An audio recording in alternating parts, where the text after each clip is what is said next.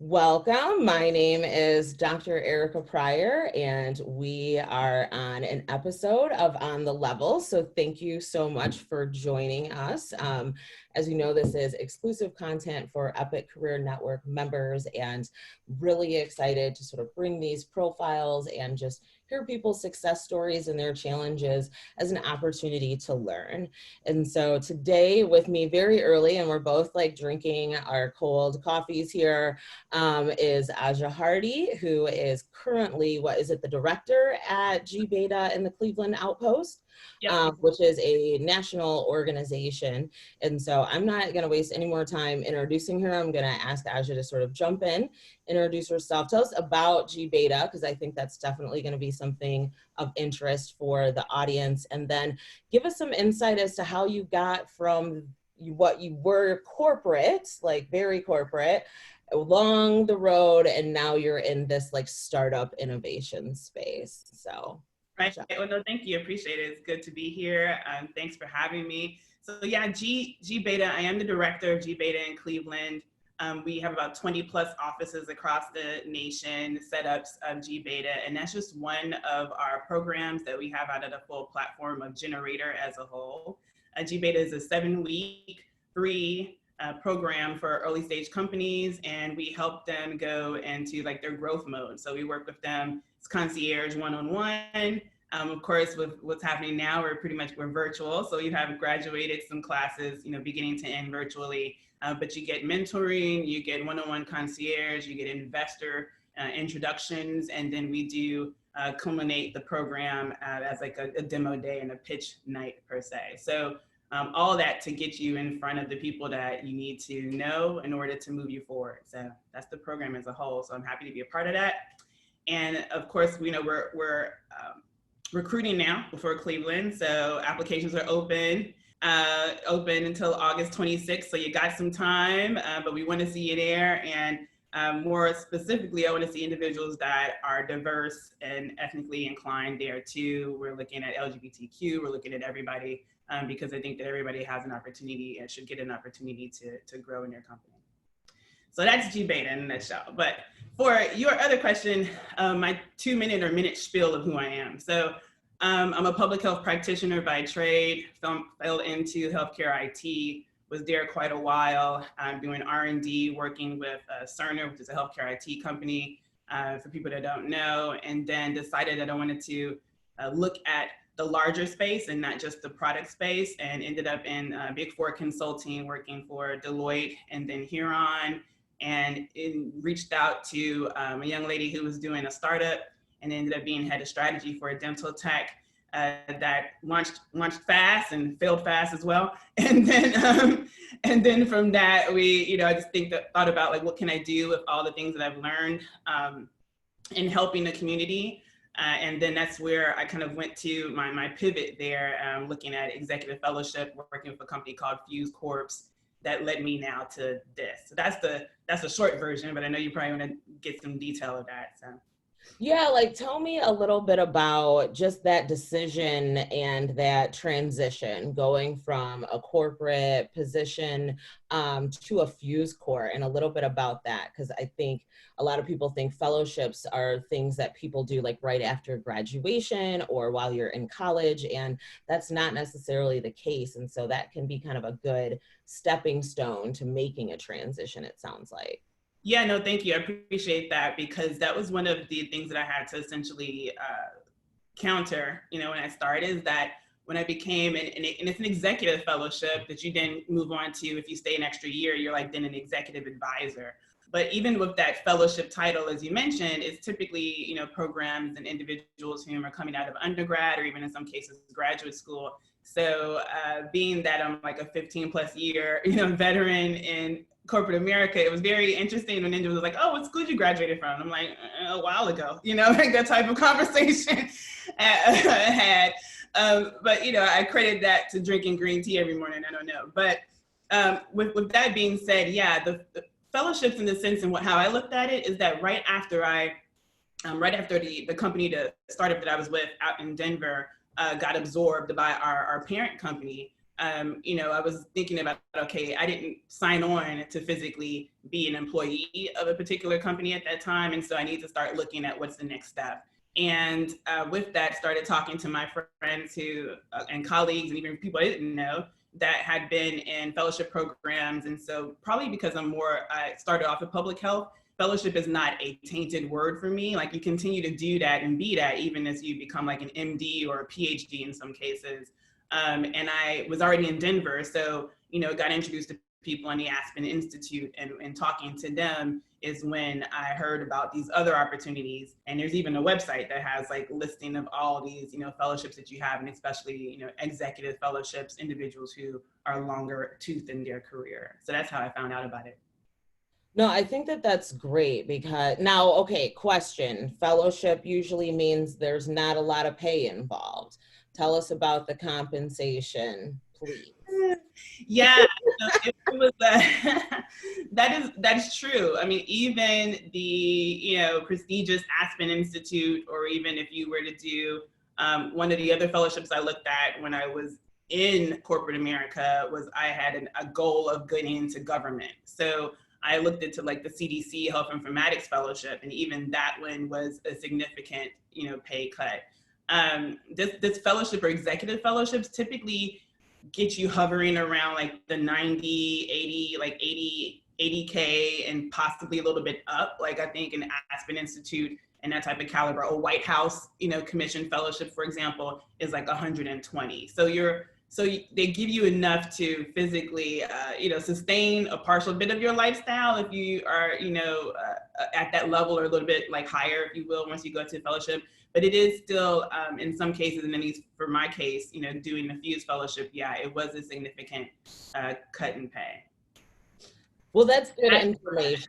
I mean, at the end of the day, and we've talked about this on different episodes, is that when you're making a career pivot, it may be the case that you do end up taking a cut in pay, or you may take a cut in the prestige of the job, or the job title, and that shouldn't be something that scares you away. Just knowing what you're getting into, I think, is the important thing around that. Yeah, no, definitely. I agree. And I even funny enough, I had a conversation with a former colleague of mine in Deloitte, who is now looking at being a full-time employee in a hospital and a health system by what he does. And he said, hey, would you go to a national healthcare organization, or would you do a regional? If you knew, based off of like the pay and things of that nature. And the conversation, and what I kind of responded to him was, do you want a legacy play, or do you want to do like a brand play? And what I mean by that is, if he would have went to the regional organization that is definitely closer to his house, small, lighter in pay, it still keeps him at his, cost of living, but it's not going to be as much as how we were as consultants. We get paid for the risk, right? So that legacy play to me is, you get into an organization, you have your skill sets, you can grow upon it. You can even possibly retire and build upon your career in this particular organization. You go to the national organization, it's a brand play because the namesake looks very well in your resume. You probably have some type of sacrifice that you have to make, because it would be, for him, it was going to be him moving to California from Seattle. So that's a higher cost of living. You may not have to can't get that espresso every day that you do like in Seattle type of thing, right? But what you do is you do have that namesake on your resume. And from that, you could think about what's your next step in your career. And so I temper what the fellowship aspect is to that particular type of conversation. You got to look at it in long term. No, that's really great. I've never even heard it sort of described as like the brand play versus the legacy play, but that is a really good question, right? Like, Yeah. do you want to leave a mark on the organization, such that you could look back and say, okay, I was able to sort of accomplish this thing, it still continues on, or are you looking to play off the name brand of the organization to build your brand and to build your career in a different kind of way? So I think that's like excellent advice. So I want to hear a little bit about just that decision-making process to say, okay, I've narrowed it down. This is what I'm going to apply to. Like, tell me, what did you think about, like, what were some of the pros and cons to just making that decision and making that leap? Yeah, no, appreciate that. So the decision making process for me was I had at that point in time, I had some cushion to do what I call a passion project. So I guess that'd be like my brand, like a passion project. And that I knew I wanted to, as I mentioned previously, I thought about going to government, early on in my career. Like that was a destination spot for me when I planned out the things I wanted to do before I turned 30. It didn't pan out that way, right? But that didn't mean that um, that altruistic streak had left me, right? And I found out even when I was in the startup that it was, I thought it had left me because I've been in corporate for so long, but I found out when I got to the startup that it was still there when we started talking about what we do as a company. And everybody was like, I want to make money, I want to do this, I want to get the island. And I'm like, I just want to help people who have gingivitis, right? Like, and I was like, wait a minute, that's not that's actually really truly what the company should be about, right? But it wasn't what everybody else was thinking. And that's like it was on our mission and our vision statement that I helped craft, right? But the fact that I verbalized it was like an aha moment to everybody else. They're And like, I was like, oh wow, you're here for like a whole different right, reason. I'm This is here for the right interesting. reasons, right? And I was like, maybe I need to think about something else, like in terms of if I still have this need to help, then how can I physically do that and it not jeopardize me so much in terms of like my career growth or even, like I said, my sustainability. I mean, not to get too personal, but I am a single woman and I'm the first person in my family that has reached this pinnacle. So if anybody has any challenges, financial, otherwise, I get the call. So I had to clearly think about that. Like, am I jeopardizing even you know, um, my ability to assist my family members by taking this passion project. And I really had some crucial conversations with my mom about it because she didn't understand it as well. Um, because of, like we mentioned before, the significant drop in pay. But it was more along the lines of it's a skill set that I wanted to hone. I definitely, again, like I said, wanted to help, but I also wanted to figure it out. I had to figure out the pros and cons, like what will I learn out of it? And that's something that I did quite a bit when I had counselees, when I was in, consulting. They always say, well, I have to do this, I have to do that. And I'm like, well, you need to figure out what you want out of us because we're going to get what we want out of you. Like that's just how corporate America works, right? So I took that same motto with myself and saying, when I was looking at the fellowships, what could the fellowship bring for me? How could I cater that into like opening up doors for me or learning more about a particular thing? In this case, it was, venture capital. In this case, it was entrepreneurship. In this case, it was public-private partnerships. And that's what I wanted to get more experience in and to, get some notches on the belt for that. And so that was part of the pros and cons that I weighed. I also had to do a budget analysis too, quite frankly.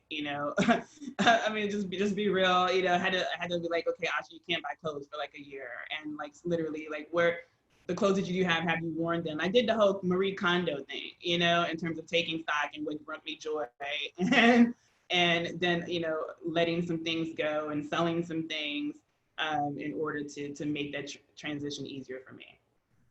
No, I mean, I think that's great advice. I love that you, number one, did a budget analysis because I mean, truly, that I know for a lot of people, career pivot, the number one issue is what is my pay going to look like? Will I be able to sustain my lifestyle and my family? As a woman, we have sometimes just different responsibilities, and I completely understand being the first person in your family to, achieve a certain status. And so people, when they have issues, you're the person that they call. And sometimes they're financial, as you said, but sometimes it's just emotional, issues, challenges with their job they're trying to work through, and you're the person who's sort of, the lead on that and the go-to person. But also thinking about more specifically what it is that you want to get out of this opportunity. I think it's really easy for job seekers to focus on what they bring to the company and what they can give to the company, and they don't necessarily take the time to think about, okay, what do I want to get out of this opportunity? How is this opportunity potentially going to benefit me? And I think when you go into job interviews or even just networking, informational discussions with people where you talk about what it is that you want to get out of it, it's much easier for people to see where you could fit or who they could connect you with or an opportunity that they know of, versus you saying like, this is all of the things that I'm bringing, tell me where you think I am. What's your thoughts on that? I know I completely agree, and I think that I've been, grateful to be at the table and hiring people, and I've been, at the table and letting people go. I've been on the receiving end of that as well, you know.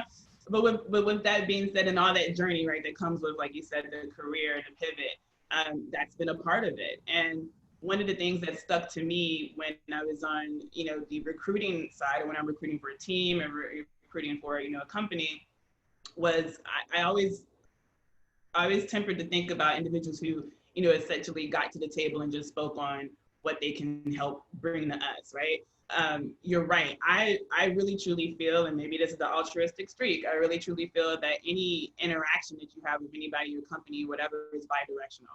There's a little bit of my techie coming out too, right? Like it has to be, I always talk about symbiosis when I'm talking to individuals. I always talk about synergistic, I'm like, oh, we can find synergies, because I don't ever reach out to individuals just to figure out what I can get from them.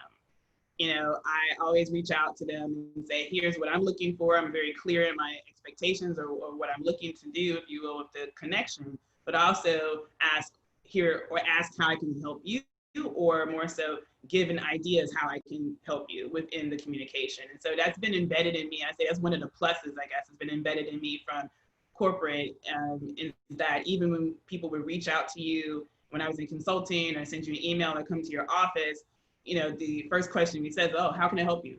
And that was like, that was pretty much like standard. How can I help you? Hey, what's going on, Sally? How can I help you?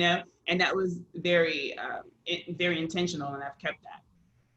Nice. All right. This is good. Okay. So I want to jump over to a question see, my alarm is going off because we're getting close. Yeah. That's okay. So, you're now working with tech startups, and you're in the space, and you've already been doing that previously. Yeah, we're industry agnostic to everybody. Industry agnostic. Okay. So I want to ask you, because we know that Black women are on the rise when it comes to launching businesses, launching side hustles. And quite frankly, I always tell people, I'm like, I don't know anybody from like high school that didn't like do nails or do hair or make clothes. Like, I feel like we've already always been entrepreneurs. We just didn't know that's what we were doing. But what's your sort of sense around the rise of tech and Black women in tech, and like utilizing technology as like a stepping stone towards entrepreneurship? Yeah, no, thank you. And I knew we were wrapping it up, so it'll be quick. For me, like I said, I fell into tech, right? I was a public health practitioner. So it's funny because not even then, I guess at that time, my mom didn't understand, or my family didn't know what public health is. Well, voila, now like COVID, kind of telling people now what I studied and what I did. And even in that sense of COVID, the whole contact tracing piece of it, the whole, putting monies toward companies that are focused on COVID-19, and the development of the vaccines, or looking at how we can help make respiratory situations better, this type of thing, process improvements. I mean, that's showing how tech and even public health intersect and align. I think with women, and particularly like minority women in tech, it's easier now, I think, because when I started, I was in R&D, and I had to learn. I mean, we already had like SQL and SPSS and SAS from my training as a public health practitioner, but I had to learn how that translates into code, and then how that becomes product, and then how it gets sold to, the marketing team, and then how they physically sell it to our customers. We had lost a lot of really great ideas by way of not following through that value chain appropriately. Now it's all condensed, and by way of, you don't have to be a coder to actually physically put out a tech piece. I just kind of found a way of GitHub and everybody. I was like, oh wow, you could you could physically hire somebody to knock this API out, where you can put it up on iPhone and Android and sell it, and just essentially to see if people will sign up for it, not even to sell it. but like the free by choice to see if it's interesting. So I think it's easier in the sense that you don't have to be a full coder, but I also would like to say that there's opportunities out there, there's schoolings out there, Grow with Google, General Assembly, Khan Academy, and that you can physically take a look at those things so you can know. I always tell my founders to know a shallow level of everything with your business. Because the one thing you don't know, you don't want to be Rihanna and have to sing a song about somebody trying to take your money because you didn't know about the attorney fees that comes with entertainment, right? Like that type of thing. And when I found out that came from a real life story, I was like, wow, like if that was ever something that should be hitting people right now in a pop sense of the word while you're dancing to it, that I need to know about my money, right? I need to know about my company. So there's those opportunities are out there. And so I would love to see more of us dive into it, and I'm here for it. No, I love that. And I think what you nail the head on two things. Like number one, it really doesn't matter what industry you are in. Technology is disrupting, enhancing, changing it quickly. And so I think a lot of times when people, like you said, when they think about technology, they think, well, I got to be a coder and I got to learn how to, make mobile apps. And really there are a lot of Black women, and there are a lot of women in general and people in general, because you can get the services and you can get access to the people who do that work so much easier now. Finding like a really clear pathway towards building their own businesses that are tech or tech enabled without being a hardcore technologist of some variety. So I think that that's the other thing, is that you don't have to, and you can learn enough to be dangerous so that you know what things should look like or how you want the process to go, but you certainly don't have to know everything. And I think entrepreneurs are always really good at saying, I don't know everything. That's why I'm going to surround myself with smart people. And, they're going to be able to sort of give me the guidance that I need to make the decisions, but I need to know enough about what it is to be able to make an informed decision. Yeah, exactly. Well, this has been like excellent. I am so excited. I feel like, I actually put in an application for the G Beta in Cincinnati. Oh yeah. So I know. So we'll see if I get accepted. I would be fantastic because there's a lot that I have no idea about. So I'm trying to find the smart people to surround myself. Even impact. We have a social impact program that's national. So like even go and do that social impact too, because I think what you do has a piece of that as well. And you know what, that's also the other thing, is that these services, some of them are free. Like C Change is another free one that people can access. Y Combinator is another free one. So if you're thinking about starting a side hustle and you're like, okay, I have an idea, I'm like working it out a little bit, like there are programs that are free of cost that can help you kind of get on that pathway. So that's always a good option if you're underemployed. Like sometimes you just have to do the thing that you want to do and wait for people to come to you to say, okay, we want to pay you for that. Yeah, I can definitely come back on and talk about the underemployed piece of it all and how I dealt with that, because I had a couple of hustles even when I was in Cerner, for example, just because I had extra time and extra things I wanted to do. Yeah. Right. Okay. Well, we will be talking about gigs and side hustles soon. So I'll be sure to invite you back on. Now, if people want to get a hold of you, they want to reach out to you, what's the best way to contact you? Oh yeah, no, thank you, appreciate that. Yeah, my email is aja at generator, and it's spelled a little bit. Use the letter, the number 8 here, so it's GENER, the number 8 TOR.com, or you can look out G Beta Cleveland. You just kind of put that in your Google, your browser, a browser of choice, and it'll pop up, and you'll see me, and you can connect to me that way. My phone number is 949-424-5860. Oh, that's too much intimate information, girl. Come No, on that's now. business line. That's my business line. That's my business line. So yeah, it screams you, but that's my business line. So you can definitely you can definitely connect to that. We want to see, as a whole, and I want to see more people take control of their financial destiny and their journeys, and that's pretty much what we want to do. Awesome. Well, thank you so much for being on the podcast today. This is another episode of On the Level, which is exclusive content for Epic Career Network members. We're so glad you joined us, and we will see you next time. Bye. Thank you. Bye.